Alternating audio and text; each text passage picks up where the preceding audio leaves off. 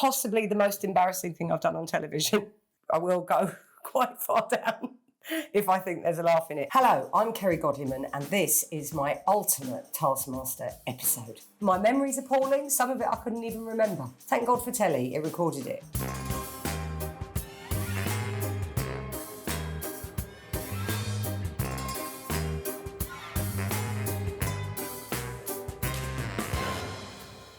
Prize task. Yes, and as it's the final, we always come up with a profound and challenging prize category. So we've asked them to bring in their most magnificent stationery. OK, Kerry. This was really hard for me because I love stationery. You think I don't? Well, I don't know if you love it as much as me. Oh, I do. Because I love it the most. Yeah? Right. I knew he would love stationery because I knew he was a teacher. And I've got friends that are teachers. And they are stationery junkies, those guys. So I knew that I was with someone that might be a fellow stationery lover. I thought, this is a guy that hangs out in Ryman's, I bet. I think I know what it is. As a stationery connoisseur, gut instinct tells me, because I know what the king of the stationery items is. Oh, wouldn't it be wonderful if it's the same thing? And I genuinely don't know what you brought in. Even at this early stage in the coincidence, I was confident. I genuinely thought, I know where this is going. Because this was the final as well. And I was having the time of my life, genuinely having so much fun. I didn't want this to ever end. And then this moment now, this pre-laminator moment, was peak excitement. Should we say it together? Yes. 1, 2, 3. A laminator! I don't think there's ever been a moment as joyful as that in my life. And I've had 2 kids and I'm married. It's really hard to please Greg. He is not an easy man to please. He genuinely looked happy. And that's a rare and wonderful thing. It's like a 4-leaf clover, isn't it, Greg's joy? There it is. And I gave it to him in the form of a laminator. And I will always have that. We will always have that. We will always have that. People have sent me fan art of that moment. I've been sent pictures of me and Greg going about a laminator. That's how happy it makes people. That's how good laminators are. They're great. That's a lovely one, isn't it? Do you know what you're going to do with that after today? Can I have it? They're lovely things. Have you got one at home? I would highly recommend you get a laminator. I mean, there's nothing that comes close. Maybe a guillotine, like one of those things teachers love as well. Is it plugged in? If you've ever got a little notice that you want to put up, take it to another level when you laminate it. It's another, just... Oh, it's a lovely one. Look how compact that is.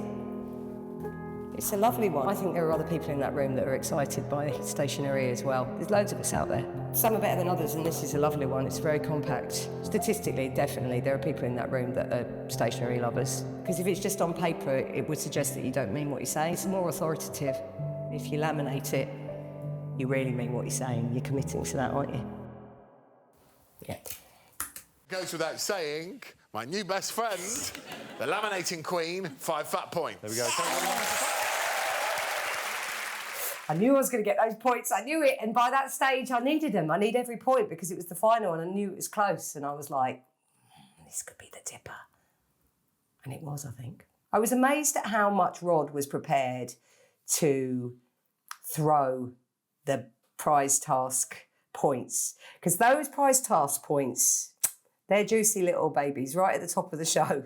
And you've had some time to prep. Because with a lot of the tasks, you don't have time, do you, to prep? I've got the original list of all my prize task, like when you sent it to us, telling us what our prize tasks were going to be. And I'd written down all my first ideas. And most of them, I think I stuck with. A couple I didn't. But like, it's all my sort of brainstorming, if that's what we could call it, is on this piece of paper. So I wish I'd found it to bring it in, but it was there for that prize task straight away. I knew it was close at this point between Jess and I. Going into that episode, she was 3 points ahead of me. And then because I got 5 points for that prize task and she got 2, therefore that levelled us out. I would never have known. I knew we were close, but I would never have got down to the minutiae of points and maths. I don't do maths. I can't do sums. I think we learned that from the bean thing. 15 times 50. 10 times 50 is 5,000. But it fluctuated quite a lot throughout, I think. So, yeah, I'd squared in my head that I might not win it, but I was still having the time of my life. It was really good fun.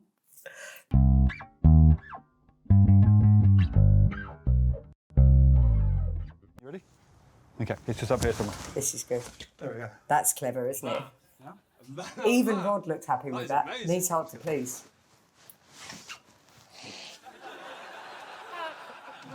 Look how happy everyone is with that thing. Thank you. OK. Yeah, everyone's like a child at a party. Jess is always like that. That was amazing. Design and demonstrate the best quick change outfit. I don't know what that means. Now, I didn't know what it meant. And what amazes me when I watch this back is that I genuinely went from not having a clue what those words meant to winning that round. So that was quite a fast turnaround. Velcro is going to be a key player. OK. And it was. It was a key player. Can I have a few minutes to think? Yes, when we watch this back, and that's the first time we sort of get a little bit of exposure to our opponent's strategy, if you like. I mean, I wouldn't call what Phil was doing a strategy. I was really like, oh, right, OK, I have approached this really differently. Because I kept saying when we were here in the house and out doing tasks, I kept saying, but surely everyone's done that, haven't they? I would have thought everyone would have just done what I'm doing. You're just going to have 5 people all doing the same thing. And everyone was politely going, well, you might find people do things differently. And oh boy, really couldn't believe the way some of them were approaching it. Phil especially, I was like, what is he doing? What is he doing? I felt quietly confident after this VT that it was all going to be all right. Ready, steady, go!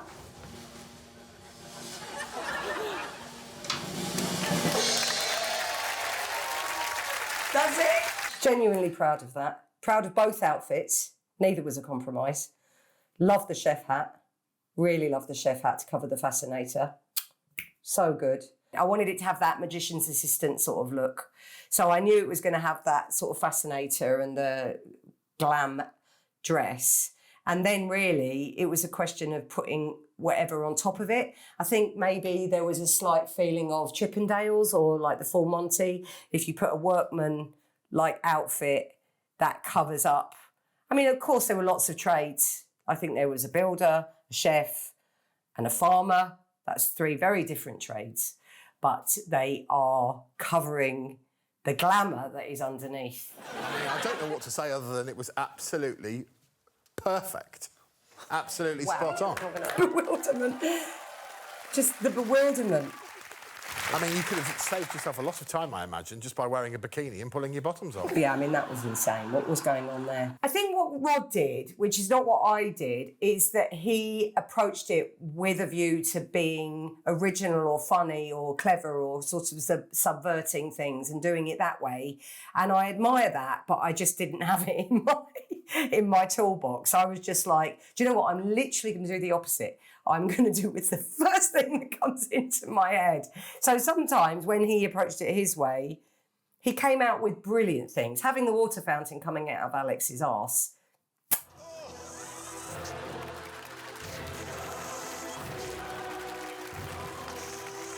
It is the human tapas. It is the different brains doing it their way. And what I really realised, like I just said, is that, oh, I am not doing it the same way as other people. They are all doing it differently. And Rod and I are really approaching this from very different stances.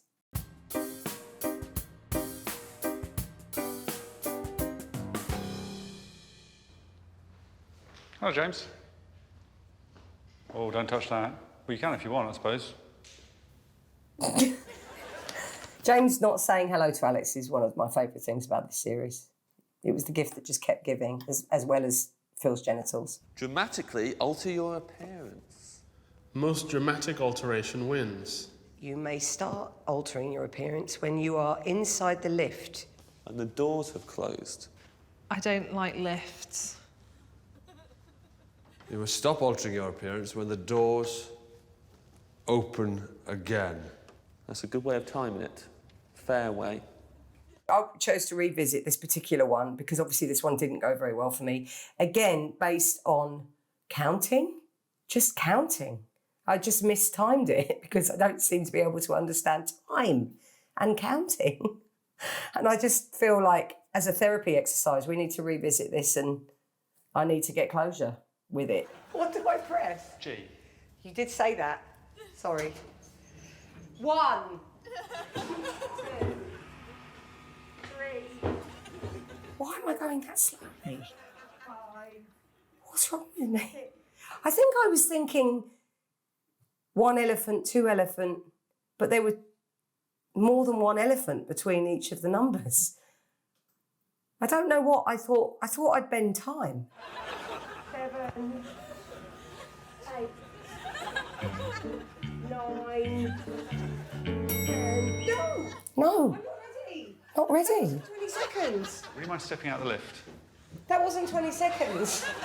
There was so much more that was going to happen. It's a good look. No, because I was going to do the knees on the shoes and I was going to wear the shades. Thank you, Kerry. Okay. And that's when I realised that you lot were going to stick to the rules. Because there was a bit of me that was like, well, can't we just do it again? Can't I start again?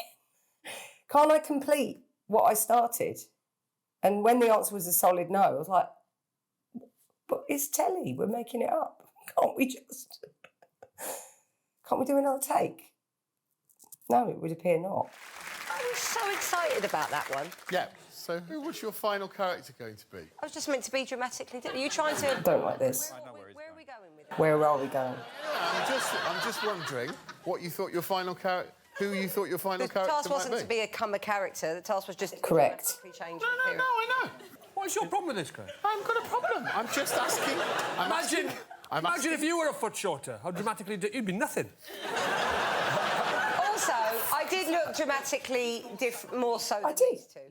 Yeah, so we just... No, you did not look... Yeah, I did. Well, I was just backing you up, No, you've learned. Have you learned nothing? You shove a bloody Brillo pad in your tits.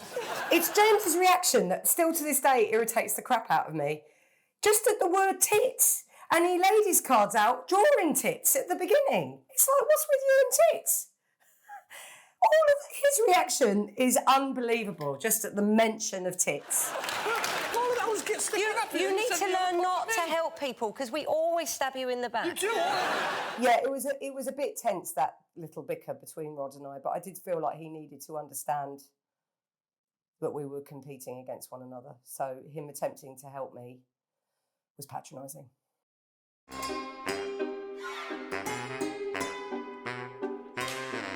Can I just say, before we get going, I loved being with Jess for the team stuff. I couldn't have wished for a better pairing. And James was right when he said, I wish I was with the girls, because we were having a lovely time.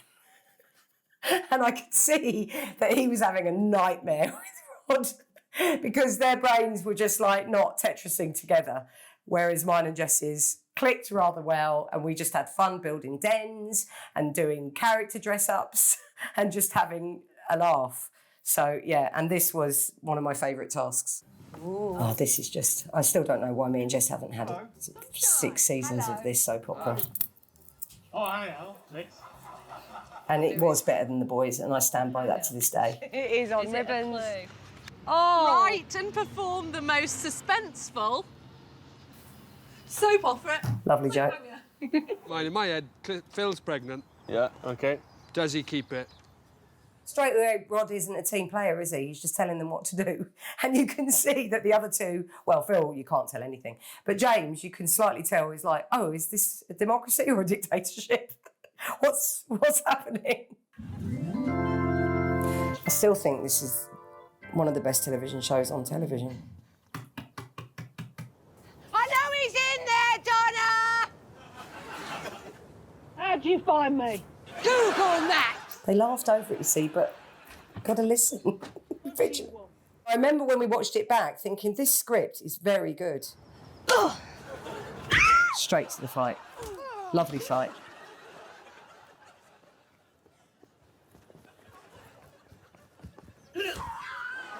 Looks real, doesn't it?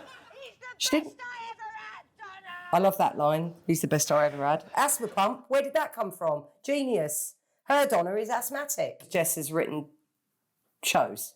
So I was already like, right, she's written sitcoms. She knows what she's doing. We're in very safe hands. And we're both actors, so I thought we're going to have a lovely time. And we did. You can't be with him, Donna. Why? Because you're his mum! Plot twist. It's pretty messed up, isn't it? Alex is very good. This, got quite mixed feelings about the sick at the end.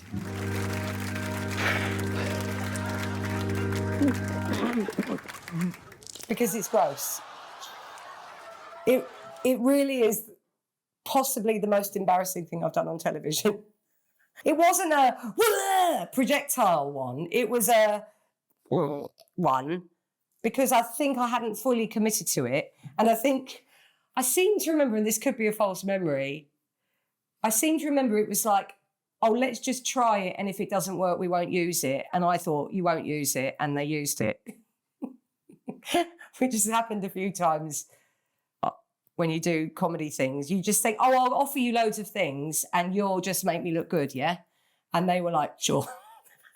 Sure, that's what we'll do, Cal. And they used it. So, yeah, when we were in the studio, you can see from my reaction, I'm like, oh, I can't believe they used it. I can't believe they used it. We're both a bit surprised. But it was funny, so who cares? I'd say for a soap opera, not very much soap. I really resent that response because that is a real indication that we were not approaching this from the same place. Phil reducing it to the play on words of soap is a very disrespectful joke about the genre of soap opera.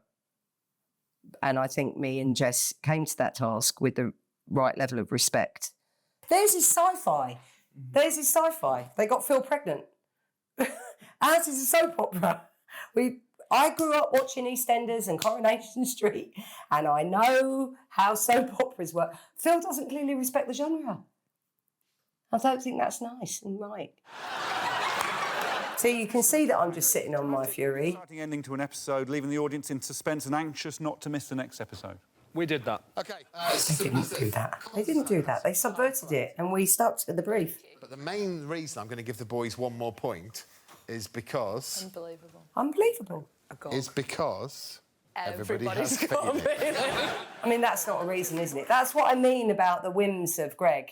Sometimes they go in your favour, but when they go against you, you just have to breathe and stand down and go, OK, fine, there's no point in arguing the toss. That is batshit. When we did this, I don't think there was as many sort of analysis of them. Like now, it feels like with the podcast and the fan and doing what we're doing now, there's way more analysis. I didn't think of how we approached this analytically at all. It was only like literally one of the press things we did straight after where one of the questions was, what was your strategy? And I was like, I didn't have a strategy. But now I suppose people going into it, they must have considered some of this stuff because now you're so far down the road with it and they'll have seen so much of it. But I hadn't seen loads of it prior to our series. And also I was having so much fun that I didn't want to get too much in my head. I was genuinely really enjoying myself. So I just kept thinking, well, if you overthink it, you're going to spoil it. Like, just be with it in the moment. It's true on all panel shows. It's just picking when to spar, comedically spar, and when to not. And when there's some value in it, you have these moments where you go, no, fight for your point, fight for your point. And then other moments where you're like, oh, it's literally playing. It's about baked beans. I don't have to fight. I don't have to fight.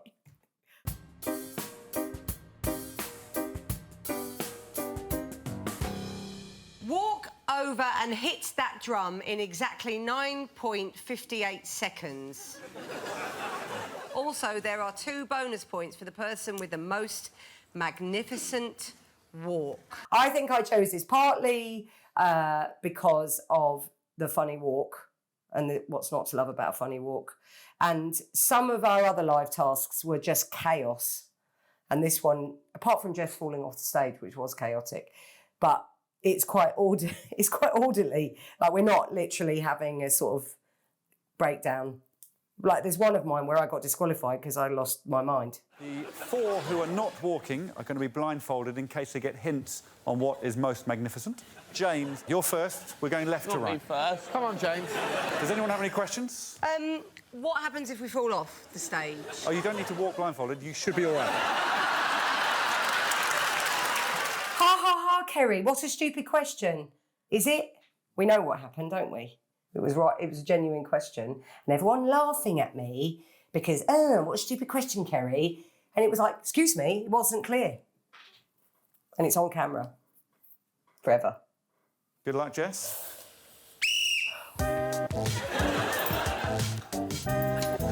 What's going on here? What's she doing?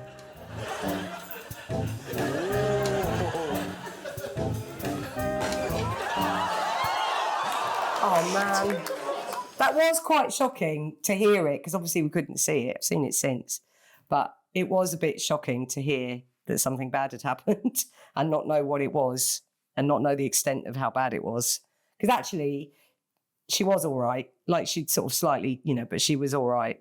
But we didn't know that in that moment. But I love it. Don't you call the stage the nap it? Yeah, I love that. None of us appear to have taken our blindfold off, though, have we? Like, we're clearly not that concerned. I don't know really why we didn't do that. We're just very obedient disciples to the cult. And I don't even look that bothered. I'm just sitting with my head in my hands. I just assumed it would be all right. Like, it would be... Look how sweet Rod and Phil are holding hands. They're both, like, clutching each other's hands. But you're right, they haven't taken their blindfold off, so we can't have been that bothered. Yeah, she had hurt herself. But she was quite jolly about it. This is the measure of how happy we all were. We were happy to be on Taskmaster, even if it meant you sort of mildly hurt your back or broke your back. Be like, oh, wow. Doing Taskmaster. Very sweet. I really liked the exchange between Greg and I think it was worth it.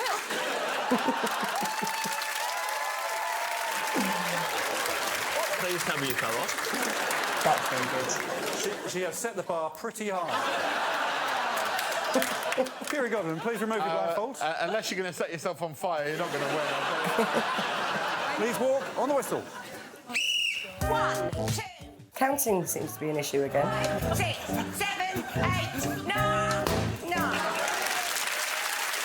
That persona is clearly how I approach the entire series. That crazy, maniacal, fast-paced, quick-thinking woman is what goes on inside pretty much most of the time. So you've got a bit of insight there. Welcome, Rod. Okay. Oh, mad. I will do whatever you The madness of King Rod. You're going to walk me down the... Am I? It's nice to know that Jess isn't the only one who's going to get hurt. It's moments like this where it's like, what are you doing, Rod?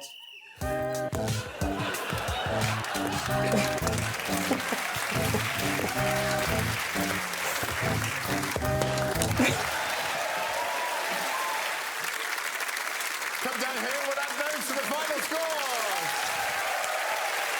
Yeah, the live tasks were funny, weren't they? Because you really didn't have any time to sort of think at all. So they were the ones I think I did the least well in. I don't think I ever got many points for the live tasks. That's like the opposite of what I was saying about the prize tasks, because you have loads of time to think about that and consider it, but you don't with the live tasks. And they're usually mad. They're like a game of Twister on acid, all of them. So you're going to get hurt, you're going to look stupid. Some of them don't even work, like that Buckaroo thing we did. That didn't even work. You've got 5 seconds. We win. That was an anticlimax, wasn't it? That was my Taskmaster Ultimate episode, and you can see all of my series, Series 7, on YouTube, which I think we all agree is the best series of Taskmaster. I mean, I know there is some debate about some of the others, but I think we all know in our hearts that Series 7 was the peak of Taskmaster Good Times. So, but you make your decision, you watch it back. But I think you might find it is the best. So thank you for watching this and joining me. Oh, I could just take that, couldn't I? I could take that. Anyway, thank you very much, and continue to enjoy Taskmaster forever and beyond. Can I have that as well? Thank you.